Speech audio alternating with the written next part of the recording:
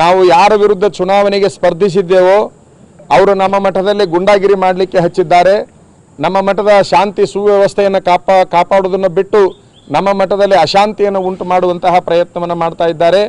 ನಿನ್ನೆ ರಾತ್ರಿ 20 ಜನರು ಹೋಗಿ ನಮ್ಮ ಹಿರಿಯ ಗುರುಗಳಿಗೆ ಮಾನಸಿಕ ಹಿಂಸೆ ಕೊಡುವ ಪ್ರಯತ್ನ ಮಾಡಿದಂಥ ಸಂದರ್ಭದಲ್ಲಿ ಮಠದ ಭಕ್ತರು ಏನು ಮಾಡಿದ್ದಾರೆ ಅಂತಂದ್ರೆ ಹೋಗಿ ಅಲ್ಲಿ ಅಂತಹ ಘಟನೆಗಳು ನಡೆಯಲಾರದ ಹಾಗೆ ನೋಡಿಕೊಂಡಿದ್ದಾರೆ.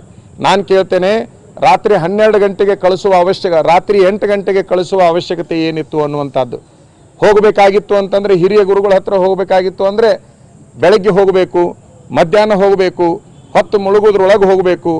ಎಲ್ಲರೂ ಊರೊಳಗೆ ತಮ್ಮ ಪಾಡಿಗೆ ತಾವಿದ್ದಾಗ ರಾತ್ರಿ ಹೋಗ್ತಕ್ಕಂಥದ್ದು, ಹಿರಿಯರಿಗೆ ತೊಂದರೆಯನ್ನು ಕೊಡ್ತಕ್ಕಂಥದ್ದು ಏನಿದು ಸಿದ್ಧಾಂತ ಅನ್ನುವಂತಹ ಪ್ರಶ್ನೆಯನ್ನು ನಾವು ಮಾಡಬೇಕಾಗಿದೆ. ನಾನು ಹೇಳೋದಿಷ್ಟೇ, ನೀವು ಯಾವುದೇ ಪ್ರಯತ್ನಗಳನ್ನು ಮಾಡಿದ್ರೂ ಕೂಡ ನಮ್ಮ ಹೋರಾಟದಿಂದ ನಾವು ಹಿಂದಕ್ಕೆ ಸರಿಯೋದಿಲ್ಲ, ಚುನಾವಣಾ ಕಣದಿಂದ ನಾವು ಹಿಂದಕ್ಕೆ ಸರಿಯೋದಿಲ್ಲ. ಸೋಲು ಗೆಲುವು ಅಂತಕ್ಕಂಥದ್ರ ಬಗ್ಗೆ ನಾವು ತಲೆ ಕೆಡಿಸಿಕೊಳ್ಳೋದಿಲ್ಲ. ಯಾವುದೇ ಪರಿಸ್ಥಿತಿ ಒಳಗೆ ಆ ಎರಡು ಯಾರ ಕೈಯಲ್ಲಿ ಇರ್ತವೆ ಅಂತಂದ್ರೆ ಮತದಾರರ ಕೈಯಲ್ಲಿ ಇರ್ತವೆ ಹೊರತಾಗಿ ಯಾವುದೇ ಚುನಾವಣೆಗೆ ನಿಂತಿರ್ತಕ್ಕಂತಹ ವ್ಯಕ್ತಿಗಳ ಕೈಯಲ್ಲಿ ಇರೋದಿಲ್ಲ ಅಂತಕ್ಕಂಥದ್ದು. ಇವರೇನು ಎಲ್ಲ ಮೂಲಗಳಿಂದ ನಮಗೆ ಅಶಾಂತಿಯನ್ನು ಉಂಟು ಮಾಡ್ತಾ ಇದ್ದಾರೆ, ತೊಂದರೆಯನ್ನು ಉಂಟು ಮಾಡ್ತಾ ಇದ್ದಾರೆ. ಬಹುಶಃ ನಾವು ಸದಾಕಾಲ ತೊಂದರೆಯಲ್ಲಿನೇ ಬದುಕಬೇಕು, ಆ ವಾತಾವರಣವನ್ನು ನಿರ್ಮಾಣ ಮಾಡ್ತಾ ಇದ್ದಾರೆ. ಆ ಎಲ್ಲ ವಾತಾವರಣವನ್ನು ನಾವು ಸಹಿಸಿಕೊಂಡಿದ್ದೇವೆ. ಬರುವ ದಿನಮಾನದಲ್ಲಿ ಉತ್ತರವಾಗಿ ಅದನ್ನು ಬಳಸಿಕೊಳ್ತೇವೆ.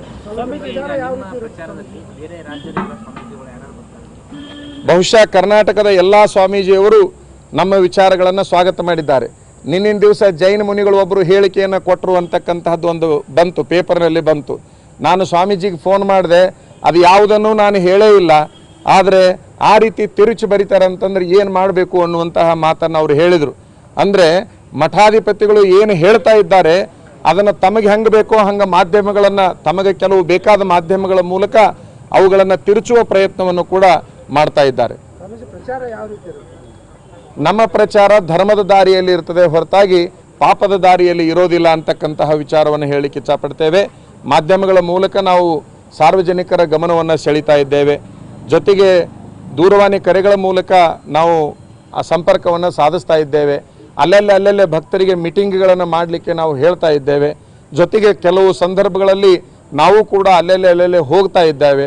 ನಾವು ಒಟ್ಟಾರೆ ನಮ್ಮ ಪ್ರಚಾರ ಧರ್ಮದ ದಾರಿಯಲ್ಲಿ ಇರ್ತದೆ, ಯಾಕಂದ್ರೆ ನಮ್ಮದು ಧರ್ಮ ಯುದ್ಧ.